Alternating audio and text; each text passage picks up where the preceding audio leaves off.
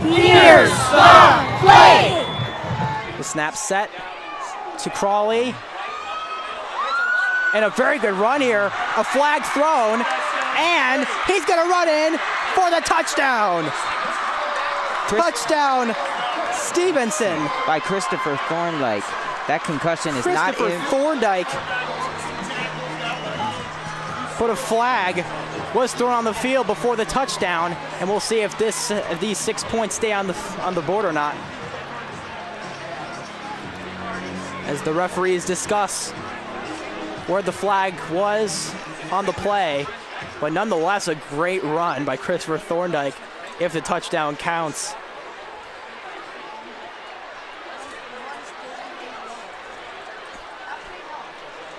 Anticipation is all we wait for here, and so is the Stevenson crowd. The anticipation for that first scoring play. They might have had it there.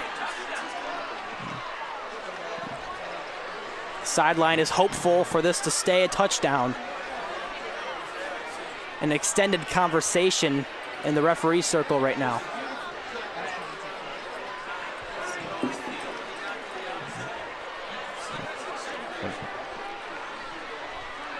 It was a nice run by Thorndike. That concussion definitely isn't impacting him this game. Let's see if the call stands for touchdown. And it looks like the referees have made a decision.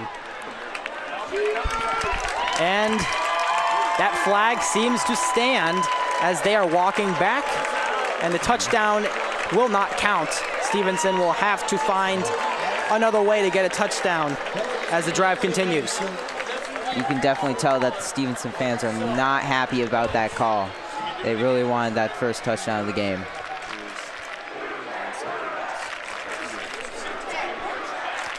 The flag was holding on Stevenson.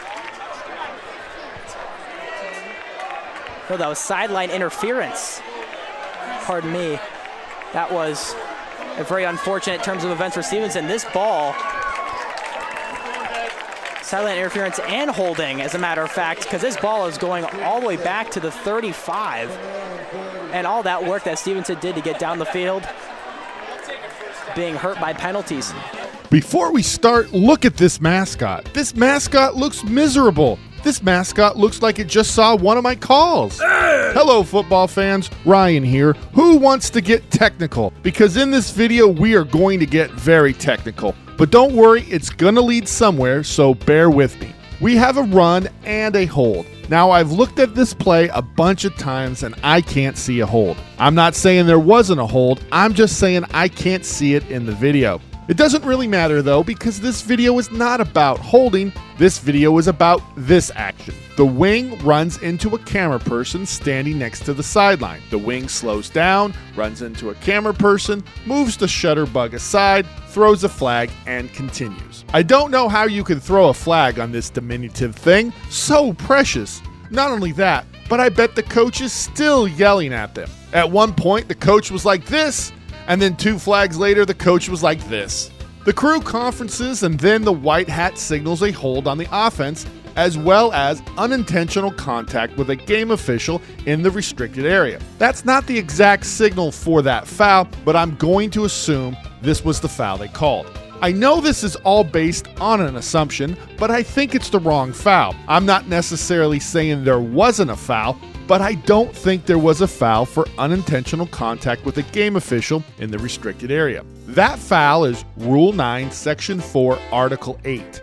It reads, unintentional contact between a non-player and a game official in the restricted area while the ball is live. Here's the correct signal for the first time it happens. It's a 15-yard foul. It's a non-player foul, and if it happens twice, the coach is ejected from the game.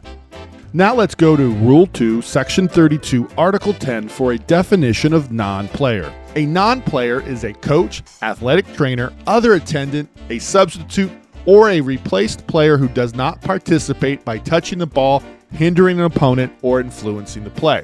The only category we could possibly place the camera person is other attendant, and I don't think the rule book is referring to camera people when it says other attendant. Not only that, but the rule book specifically refers to camera people in other areas. We also need to refer to Rule 1, Section 2, Article 3G. The coaches area is a minimum of a 2-yard belt between the front of the team box and the sideline and becomes a restricted area when the ball is live.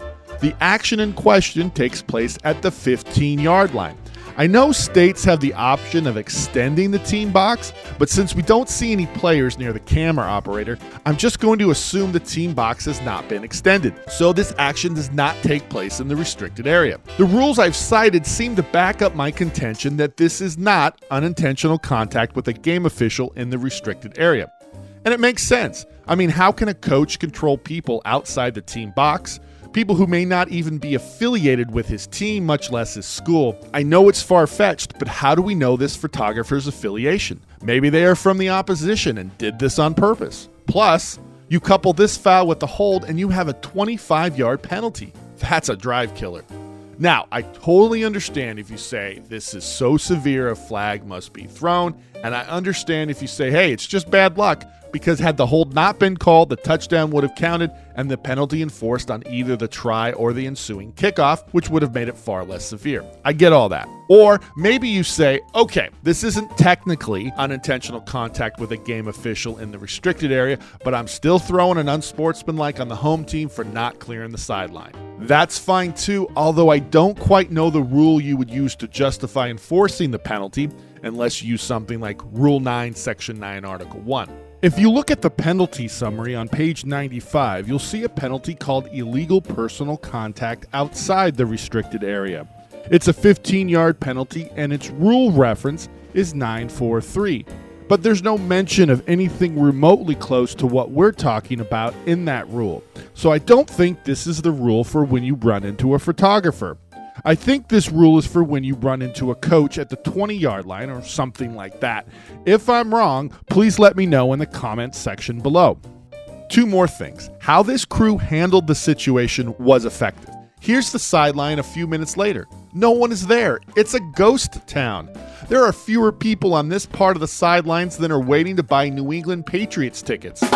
Lastly, this was the first time the sidelines came into play during this game. Again, I have no problem if you like the way this crew handled this situation. Personally, though, I would have liked no flag thrown on the camera person and for the crew to have stopped the game and to have asked game management to clear the sidelines. The importance of working with game management is the takeaway from this play. If you're a wing, make sure your sideline is clear and not just the team box, the entire sideline. If there are photographers and spectators too close to the field, stop the game and tell your white hat. And white hats, you need to be supportive and show your support by having game management clear the area around the field. This not only keeps the crew safe, but it prevents something like this from happening at a crucial point in the game. To take this one step further, tackle this issue with game management before the game even begins, especially if you notice large crowds on the field. Now, this isn't just me saying this. This idea is one of the points of emphasis for 2023. We read on page 5 of the NFHS rulebook, during the game, security of game personnel begins with ensuring that the sideline is properly secured and the playing field is restricted to essential game personnel. We also read, all non-participants on the event level should be restricted to being no closer than 2 yards from the sideline. Sideline management begins with the consistent enforcement of game rules pertaining to the restricted area and the team box. The restricted area is designated to make the sideline safe for all participants and to give game officials ample space to work. Game administration should be alert to requests of game officials in addressing problems beyond the team box and coach's area. Finally, and the final premise of my thesis is this next sentence. It reads, the conduct of non-participants is the domain of game and school administration. I know we have a bazillion things to remember during the game. But with the season winding down and playoffs approaching, attendance will be increasing, and so will the chances of photographers and other spectators creeping close to the field. I think we'd all rather prevent a wing from running into a camera person than having it happen during a game, especially a tight game. While flags are effective, I don't want to penalize a team for a camera person not paying attention or just too zealous in getting a shot. I mean, stuff like that turns teams from this into this, and who wants that? In my experience, I've found that if you're polite and reasonable, game officials are very accommodating. While coaches and players push envelopes to see how much they can get away with, game officials generally just want to avoid anyone getting upset. Well, anyone but mascots. Man, are you okay? Do you need a hug? What do you think? Are you okay with throwing a flag for unintentional contact with a game official in the restricted area? Would you rather this incident been handled with a warning?